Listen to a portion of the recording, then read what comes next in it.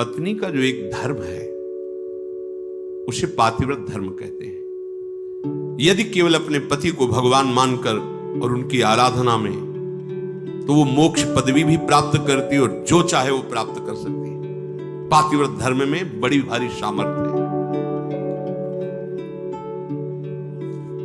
सच्चाई की परीक्षा तो तभी होती है जब विपत्ति आती है। तुम धैर्यवान हो, तुम धर्म आत्मा हो, तुम हमारे मित्र हो या तुम हमारे अर्धांगिनी हो, इसका परिचय तो तभी मिलता है जब विपत्ति हो। अर्थात मित्र विपत्ति में हो तो उस समय उसे छोड़ना नहीं चाहिए। तुम विपत्ति में हो तो धर्म नहीं छोड़ना चाहिए, धैर्य नहीं छोड़ना चाहिए। अगर पति विपत्ति में है, बहुत संपत्ति अपहरण हो गई, ऐसे पति का किसी भी तरह से मन न दुखावे कि अब आपके पास तो कुछ रह नहीं गया, हमारी आप कामनाओं को पूर्ण नहीं करे। धीरज धर्म मित्र अरुणारी, आपद काल परखे चारी। जो ऐसी स्थिति में अपने पति का सहयोग करती है। वनवास हुआ, सियाजू ने ना तो जनकपुर का सुख स्वीकार किया ना अवधपुर का। कहा जहां प्रभु श्री राम के चरण, वही मुझे करोड़ों अयोध्या जैसा सुख मिलेगा। यदि कोई स्त्री, अनुसुईया जी उपदेश करें सियाजू को, अपने पति का किसी कारणवश अपमान, धन नहीं है, उतना विद्वान नहीं, उतना ज्ञान नहीं, और तुम्हारे ही कर्मवस्तु तुम्हारा पति बना है, उसका अपमान, पातिव्रत धर्म की यहां चर्चा करें। क्योंकि सबसे बड़ी पतिव्रताओं में शिरोमणि है श्री अनुसुईया जी, जिन्होंने भगवान हरि, हर और ब्रह्मा को 6-6 महीने के बालक बना दिया अपने पातिव्रत धर्म से। वो कह रहे हैं कि पति का अपमान न करें, अपने भगवान के समान समझे। यहां पातिव्रत धर्म की चर्चा प्रपंच की नहीं। बात यहां बहुत अध्यात्म की चरम ऊंचाई की बात करें अनुसुईया जी, इसको लौकिक में घसीटोगे ना तो ये तर्क वितर्क के सब। अगर हमारा इष्ट धर्म जोर का है ना, तो सामने कुछ हो ही नहीं सकता। इसका प्रमाण हम तुम्हें देते हैं। जालंधर राक्षस और वृंदासती परम पवित्र चिदानंद भगवान को पति वरण करने के लिए तपस्या कर रही। देवर्षि नारद जी आए, तुम्हारा क्या उद्देश्य है? तो वृंदा ने कहा हमारा उद्देश्य है भगवान श्री हरि को पति रूप में प्राप्त करना। तो उनका पहले तुम्हारे पातिव्रत धर्म की परीक्षा होगी, तुम एक निष्ठ हो कि नहीं, तो आज्ञा कीजिए। उनका जालंधर को पति रूप में स्वीकार करके और पातिव्रत धर्म को आप प्रमाणित कीजिए, नारायण तुम्हें पति रूप में प्राप्त हो जाएंगे। कोई भी बड़े से बड़ा देवता जालंधर का बाल बांका भी नहीं कर पाया। क्यों? क्योंकि सती अपने सतीत्व में सब देवताओं ने विनय की कि वैसे आराधना तो आप ही को पति रूप में प्राप्त करने की थी। नाथ आप स्वीकार कीजिए, नहीं तो जालंधर का आतंक, राक्षस और पतिव्रता वृंदा, वही तुलसी जी के रूप में और शालिग्राम के रूप में श्री हरि। आज भी उनको ब्याह किया जाता है, पूजन किया जाता है, तुलसी जी चढ़ाई जाती। जब हम किसी को इष्ट मान लेते हैं तो उसमें दोष दृष्टि नहीं होती, और जब हमें प्यार होता है ना तो उसका दोष भी गुण ही नजर आता है। और सच्ची बात है कि सबके हृदय में भगवान बैठे। यदि हमारी निष्ठा है तो तुम हिल नहीं सकते, हमारी निष्ठा के विपरीत नहीं चल सकते। जब भगवान नहीं चल पाते तो तुम तो इंसान हो। ये था माम प्रपद्यन्ते तास्ते, मेरे लाला बनकर घुटने के बल हमारे आंगन में चलो तो अनंत ब्रह्मांडों का पिता घुटनों के बल चल रहा नंद बाबा के आंगन में या महाराज दशरथ जी के आंगन में। मंगल भवन अमंगल हारी, द्रवहुषु दशरथ अजीर बिहारी। दशरथ जी के आंगन में विचरने वाले, कैसी लीला! अनंत ब्रह्मांडों का पिता बालक बन करके जब वो बन सकता है तो तुम्हारे निष्ठा और पातिव्रत धर्म में वैसे ही चलेगा जैसे तुम विचार करोगे, क्योंकि तुम्हारा पातिव्रत धर्म पवित्र। हमारा क्या होता है कि हम दूसरों के तो दोष फटाक से बोल देंगे। बैक में आप दृष्टि घुमाओ अपने ऊपर, तब लगेगा वो तो कम है। अगर हमारी बात खुल जाए बहुत ही हम गलत हैं। संत सदैव सत्य स्वभाव वाले साधक उपासक बाहर नहीं देखते, अपने अंदर देखते। अपने दोषों को मिटा दो तो बाहर केवल भगवान ही है, दूसरा कोई है ही नहीं। श्री अनुसुईया जी बड़ा सुंदर गृहस्थी में स्त्री शरीर पुरुष शरीर धारण की, इनको भगवत प्राप्ति का सहज उपाय बताया और है ऐसी सामर्थ्य। ऐसे लिए स्त्री के लिए एक सुदृढ़ भगवत प्राप्ति का मार्ग है, जो घर परिवार में रह रही अपने पति में भगवान की भावना करना। मेरे पति ही मेरे भगवान हैं, ऐसी भावना से आठों पहर उनकी आज्ञा में रहना। जैसे कोई प्रश्न कर सकता है कि अगर पति ही दुराचारी हो तो शास्त्रों में वर्णन किया गया है कि आप अपने भाव रखिए और फिर विधान जैसा होगा अपने आप दूरी बना दे, क्योंकि आप और आपके पति के बीच में भगवान का भाव है ना, वो संभाल लेंगे, वो आपको बचा लेंगे, वो आपको दूर कर देंगे। ऐसा भी हो सकता है।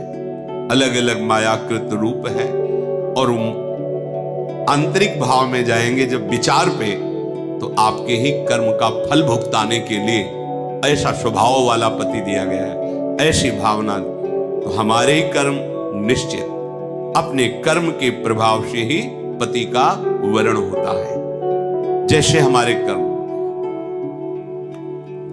गायत्री के अनुष्ठान के द्वारा गायत्री जी को प्रसन्न करके जो कन्या प्रकट की थी, उनका नाम सावित्री जी हुआ था। बहुत ही तेजस्विनी राजकुमारी थी। जब वर वरण की बात आई तो उनके पिता ने आदेश किया कि तुम स्वयं घूमो मृत्युलोक में और जो तुम्हें वर पसंद आएगा उसके साथ ब्याह कर दे। इतना प्यार करते थे और वो गायत्री जी की कृपा से प्रकट हुई थी, इसलिए उनका नाम सावित्री। बड़ी तेजोमयी कांति, अद्भुत ज्ञान, मंत्री और विशाल सेना साथ राजकुमारी वर वरण के लिए। स्वयं तुम देखो, बहुत राजकुमारों को देखा, मन में ही नहीं आया। जंगल से गुजर रही थी, देखा एक लकड़हारा लकड़ी काट रहा है, दृष्टि गई, देखते ही लगाए मेरे प्राणपति, रुक गए। मंत्री से कहा आदर से इनको नीचे उतारो। वो तो क्या अपराध बन गया, सैनिक घेरे हुए हैं, राजमंत्री। हाथ जोड़कर राजकुमारी ने कहा मैं आपको पति रूप में वरण करती हूं। तो उनका आप नेत्र हैं आपके, आप देख पा रहे हैं मैं कौन हूं। लकड़ी काट के बेचता हूं और अपने माता पिता की सेवा करता हूं। मेरे पास रहने का ठिकाना नहीं, खाने का। वो आपका राज वैभव का प्रभु, मैं राज वैभव को पति नहीं बना रही हूं, आपको पति रूप से वरण। मेरा मन मान गया है, मेरा मन राजी हो गया है आपको देख के, आपके सौंदर्य को, आपके गुण को, आपके घर को, आपके वैभव को देखकर मैं पति नहीं बना रही, मेरा मन मान गया है। आपके माता पिता कहाँ है? बोले जंगल में एक झोपड़ी में विराजमान है। ठीक है, मंत्री से कहा ये स्वीकृत है, मुझे पूरी जानकारी ली, वापस लो। जब वापस गए तो वहां बैठे हुए थे देवर्षि नारद जी। आओ बेटी। राजा ने कहा वर वरण किया? हाँ। मंत्री ने पूरी बात बताई। देवर्षि नारद जी ने कहा नहीं नहीं नहीं, गलत हो गया। तो बोले आप यही देख के तो कह रहे होंगे ना कि घर नहीं है, संपत्ति नहीं है, तुम राजकुमारी हो, कैसे निर्वाह होगा, ये सब मैं जान रही हूं, नहीं है उनके पास।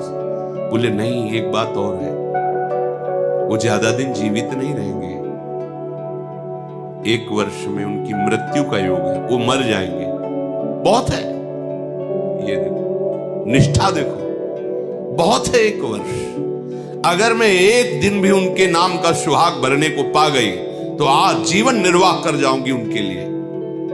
कैसा हमारा देश यति और सतियों का देश है। जैसे एक सन्यासी सर्वत्यागी, ऐसे साफ सुख की भावना केवल अपने पति में निहित करके भगवान को रिझा लिया। ये वो पातिव्रत धर्म है। अब सब भगत ही थोड़ी होते हैं, सब धर्म से ही थोड़ी चलते हैं।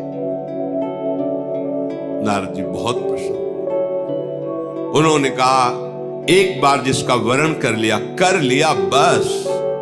जैसे मां भगवती पार्वती जी ने सप्त ऋषियों को जवाब दिया था, कोटि जन्म लग रगर हमारी, बरऊ शंभु न तरहो कुमारी। तुम एक बार की बात कहते हो, करोड़ों बार जन्म लूंगी और तपस्या करूंगी, वो वर के रूप में वरण करूंगी तो महादेव को ही वरण करूंगी। माना महादेव अवगुण भवन, विष्णु सकल गुण खाद, जेहि कर मन जेहि सम रमे, ते ही संत। मान गए आपकी बात पर, मेरा मन रम गया है शिव में, करोड़ बार जन्म लूंगी लेकिन महादेव को ही वरण करूं। ये सावित्री जी का ब्याह हुआ, पिता ने अपार वैभव, वही अकेले थे, बिल्कुल एक भी सुख नहीं लिया। नहीं, मेरे पतिदेव के ही सुख में सुखी रहूंगी, आपका कुछ भी दहेज, कोई भी एक वस्तु स्वीकार नहीं करूंगी। बहुत सत्यवान जी प्रसन्न हुए, उनका नाम सत्यवान, और कहा प्रिय, पता नहीं किस पुण्य और सौभाग्य से तुम्हारी जैसी हमें पत्नी मिली। वैसे मैं भी एक राजकुमार हूं, मेरे राज्य का अपहरण कर लिया गया वैरी राजाओं ने। मेरे माता पिता वयोवृद्ध थे, उनको लेकर मैं जंगल भाग आया हूं और वास कर रहा हूं। पर मैं तुम्हें कैसे, उनको ये पता नहीं कि मैं 1 वर्ष की आयु, लेकिन सावित्री जी को पता है, मैं तुम्हें कैसे सुख प्रदान कर सकता। बोले भगवान, बस आपकी चरण सेवा करके आपको सुखी देखकर मैं परम सुखी रहूंगी। सुबह वो लकड़ी काटने के लिए चले, वो साथ चले, उनका नहीं, हमारे माता पिता की सेवा में रहो, जो आज्ञा। और वो जिस दिन से ब्याह हुआ था उस दिन से तिथि गिनना प्रारंभ कर दी। धीरे धीरे जब कुछ महीने व्यतीत हुए, उन्होंने अन्न छोड़ दिया। सत्यवान ने पूछा क्यों? बोले हमारी कुछ मन में ऐसी कामना है कि मैं नियम पूर्वक रहूं। कुछ समय व्यतीत हुआ, जल छोड़ दिया, वायु पी करके केवल मंत्र जाप करते हुए कि पति का शरीर छूटा, मैं अपना शरीर रखूंगी नहीं, छोड़ दूंगी। और जब वो तिथि आई, उनका आज भगवान मेरी इच्छा है कि आपके साथ मैं वन में चलूं। तो नहीं माता, आज तक आज्ञा मानी, केवल एक दिन, आज केवल, फिर जैसी आपकी आज्ञा होगी, पर आज आपकी आज्ञा उल्लंघन करूंगी और आपके साथ चलूं। उनको पता था आज आखिरी दिन है, सत्यवान को पता नहीं था। गए, चलो, तुमने पहली इच्छा प्रकट की है, अभी तक कोई इच्छा ही नहीं प्रकट की थी, और वो भी इच्छा अपने पति के अंतिम दर्शन और वही प्राण त्यागना, निश्चय इनका यही था। लकड़ी काटने लगे, सावित्री ऐसा लग रहा है मेरा सर फट रहा है। बोले भगवान नीचे आ जाइए, समझ गए, आप लेटिए। सर को अपनी गोद पे रखा, मंत्र चल रहा है, शांत, देखती कौन आता है और मेरे पति का स्पर्श करता है। ब्रह्मचारिणी पातिव्रत धर्म से युक्त गायत्री के अनुष्ठान से प्रकट हुई और मंत्र चल रहा है। यमदूतों की तो सामर्थ्य नहीं, साक्षात धर्मराज है, यमराज रूप में नहीं, धर्मराज के रूप में। उनके 2 रूप है, पापियों के लिए भयानक यम रूप, जो यमदूत पहुंचते हैं, महान दंड देते हैं, लेकिन जो धर्मात्मा पुरुष होते हैं, जिससे पाप और धर्म दोनों, फिर वो उनके लिए थोड़ी सुविधा होती है। और जो धर्मात्मा पुरुष होते हैं वह साक्षात धर्मराज पहुंचते हैं, लेकिन जहां भक्त होते हैं वहां भगवत पार्षद पहुंचते हैं, ऐसे नहीं। और यहां तो भगवत पार्षदों का भी प्रवेश नहीं। श्री जी की सखियां जो अत्यंत करुणामयी, देखा सामने धर्मराज, मंत्र का प्रभाव, मूर्तिमान धर्मराज सामने। उनका बेटी, तुम्हें धैर्य धारण करना होगा, वो मूर्छित हो गए सत्यवान। उनके आते ही प्रक्रिया है प्राण घसीटने की, मूर्छा गए। तो उनका भगवान, ये मेरे पति हैं, आप प्राण ले लो और देह की रक्षा करो, ऐसा कैसे हो सकता है? ये हमारे प्राण हैं। तो उनका समय तो पूरा हो गया, मैं तुम्हारे पति को सूक्ष्म शरीर में, यातना देह में लेकर अब जा रहा हूं। बोले आप अपना काम कीजिए और मैं अपने धर्म का निर्वाह करूंगा। खींचा सूक्ष्म प्राणों को, बंधन से बांधा यमपाश से, चल पड़े। सावित्री जी मंत्र बल से पीछे चल पड़े। कंकन किंकिनी की झनकार तो पीछे मुड़ के, उनका बेटी असंभव है, मृत्यु होने के बाद जीव को अपने कर्मों का फल भोगना ही पड़ता है, वो किसी का साथ निर्वाह नहीं कर सकता। तुम वापस चली जाओ। उनका आप अपने कर्तव्य का पालन करें, हम अपने कर्तव्य का पालन करें। आगे बढ़े, पीछे का तुम्हारे पति प्रेम को देख करके हमारे हृदय में उत्साह हो रहा है। तुम वरदान मांगो, केवल सत्यवान के प्राणों को छोड़कर, इस जीवात्मा को छोड़कर तुम कोई भी वरदान मांगो। उनका सुना है हमारे सास ससुर राजा थे, उनका राज्य वैभव उनको पुनः प्राप्त हो जाए, उनके नेत्रों की ज्योति प्रकट हो जाए, ऐसी हमारी इच्छा है। तथास्तु। फिर चले, फिर देखो एक और वरदान मांगो और आप वापस चले। तो हमारे माता पिता के पास केवल हम ही संतान थी, पुत्र नहीं था। एक पुत्र प्रदान कर दीजिए, अर्थात भाई। वह तथास्तु। फिर देखो बेटे, हम तुम्हें बार बार कह रहे हैं, यहां से आगे की यात्रा सूक्ष्म देह से होती है, स्थूल शरीर से नहीं। तुम अपने पातिव्रत धर्म से युक्त हो, इसलिए मुझे देख पा रहे हो, मेरे साथ चल रहे हो, पर अब उचित नहीं है। एक और वरदान मांग लो। तो अब मुझे भी एक पुत्र चाहिए। उनका तथास्तु। बोले रुक जाओ, मैं एक पतिव्रता हूं और बिना पति के संतान कैसे हो सकती? धर्मराज जी फंस गए, पतिव्रता के वचन में धर्मराज जी फंस गए, सत्यवान को छोड़ना पड़ा। ये